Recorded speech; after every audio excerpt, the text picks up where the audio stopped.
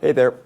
Today I'm going to talk about a recent study out of UBC, the University of British Columbia. I saw posted on an online mountain bike magazine about spinal cord injuries in mountain biking. It created quite a stir on the message board of this site, North Shore Mountain Bike.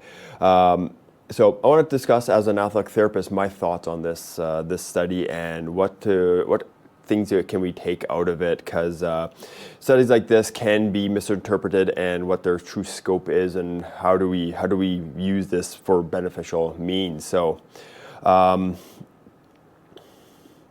basically, yeah, so we got articles titled "Spinal Cord Injury Secondary to Mountain Biking and a Cause for National Alarm." So why was this study done? Simply a orthopedic surgeon, Dr. Kwan out of UBC, who sits on the research chair for spinal cord injuries in Canada, has been witnessing a high rate of spinal cord injuries in British Columbia.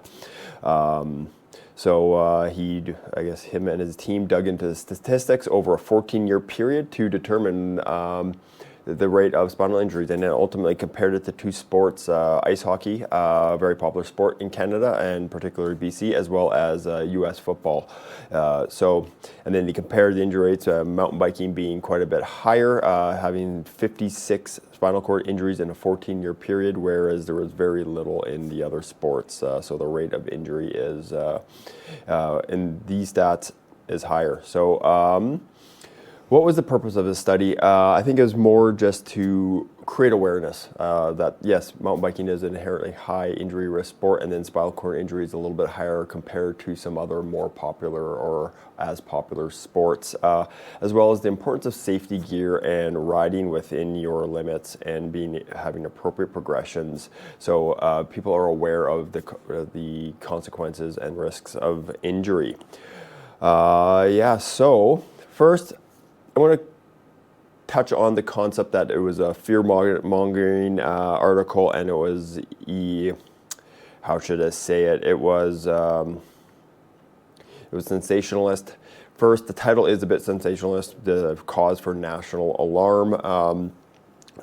Understandably, when there is an article, you're trying to create a name so it can be read. Look at the bike industry and all the articles on the different magazines and bike company marketing. They're all quite sensationalist, touting the next best thing. So that's something that should come with the article, trying to get it out there and get it read and create the effect that they were hoping. Then moving forward. This is done in an area, BC, where mountain biking is very popular and has one of the most popular bike parks in the world. So obviously injury rates are going to be a bit higher. There's more people that travel there travel to British Columbia and Whistler and North Shore in the Sea to Sky area to mountain bike. So understandably, you might see inflated amounts of injury, in this case, particular spinal cord injury, to compare to other regions of the world that may not have bike parks like Whistler or anything, because I think they stated that 36% of all injuries in BC, spinal cord injuries in BC, occurred at Whistler. So and they also touted the financial cost, which seemed really high. $200 million over time for all of these injuries that have occurred, based on direct costs of medical costs, ongoing costs for care, because if you have a partial or complete spinal cord injury, you are not going to function normally, and you need ongoing help to live your life. Understandably, there's multiple challenges that go along with that form of injury.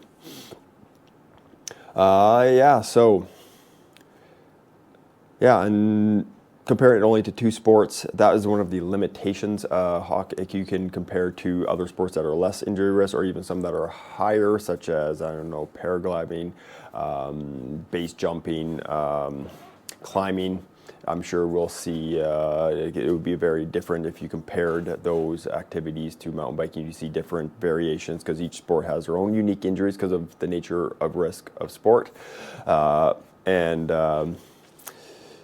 The scope is limited in that sense because it's just a very small snapshot of two other sports.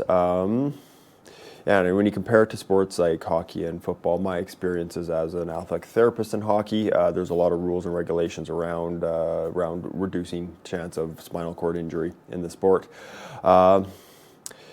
Yeah, so what are the outcomes? Honestly, this making aware that mountain biking is growing rapidly, which is awesome, but it's also a high injury risk sport. So everybody that's getting into mountain biking should be aware of the risks and consequences of injury and appropriately progressing up to levels of trail, because there is a whole rating system: green, blue, black, double black, different types of features, different types of terrain.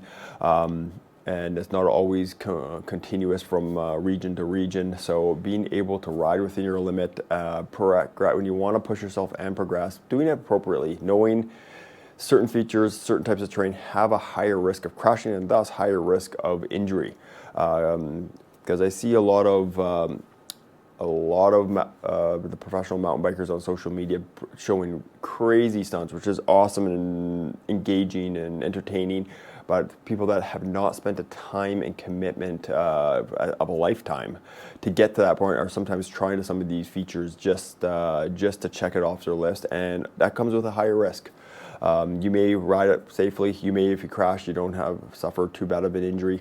But understand that it is there when you start going big, because in many other sports, many people would not consider getting on ice in a professional hockey game if they were had not worked up to be a professional hockey player. Because understandably, being in that realm, if you're not ready for it, injury is a higher risk. Yeah, so my personal anecdotes over the years from being involved in mountain biking for pretty much the past 12 years. I also worked as an athletic therapist, elite level hockey, all the way up to some of the highest levels of professional hockey. I did that for 15 years in my career. I never saw a spinal cord injury. I never saw a fractured vertebrae in my time, and I probably worked close to 1,000 hockey games over that time, and plus playing hockey growing up. Two professional hockey players I worked with, they had suffered spinal cord fractures in the past, but they did not have a spinal cord injury. So like just the vertebrae were fractured, and they were able to make a recovery and continue on with their career. Growing up, there was education and knowledge passed down through minor hockey to ensure hockey players knew that like it was unsafe to hit from behind, because that could throw somebody headfirst into the boards, which was an instance where risk of spinal cord injury is much higher. So all levels of minor hockey in Canada wear a stop sign on the back of their jersey, because it makes everybody aware, like, you do not hit somebody in the back. And there's severe penalties. It used to be just decades ago a 2-minute boarding penalty. Now it's automatic 5-minute penalty and a game misconduct, and you get thrown out of the game, because they made it that serious, because that's just how serious these injuries are. Understandably, mountain biking is a different sport. You can't give penalties and rules and regulations. Some race series can incorporate regulations for and rules for protective equipment, maybe proving the ability to be able to be at a certain race with a certain technical difficulty is doable, and some do this. But considering mountain biking is very high amount of the sport is a participation sport. You can just go out for a ride by yourself or with your friends. You don't need to enter competition. So there is no real gatekeeping or regulating board that can control or at least have some influence on what's going on when people are participating in the sport. And I've only been involved in mountain biking quite heavily for 12 years, and I know multiple mountain bikers that have broken spines. Fortunately, none of them had spinal cord injuries. It was just none were permanent. They were able, all of them had made at least some level of recovery to full, which is awesome, fortunate for them. But having my previous experience in hockey, which is even more vast than mountain biking, I knew 2 people. Now I probably know half a dozen people in my city that I've met in the last few years that have either fractured a spine before I met them or have fractured a spine while I know them while they were mountain biking. And then I hear about these spinal cord injuries through social media of higher level riders that are trying to push the pace with speed, push the pace with the size of the feature. So understandably, this concern is there. I think it's rightfully so that this study brings up the rate of spinal cord injury in mountain biking.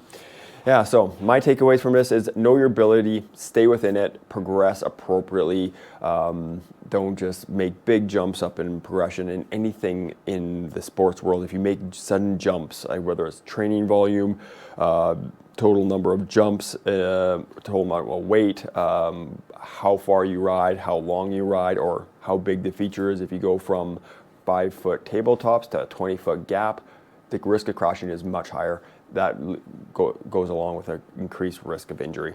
And also realize the time and commitment, the big features it takes to riding those safely and having a very high percentage of chance of successfully riding it.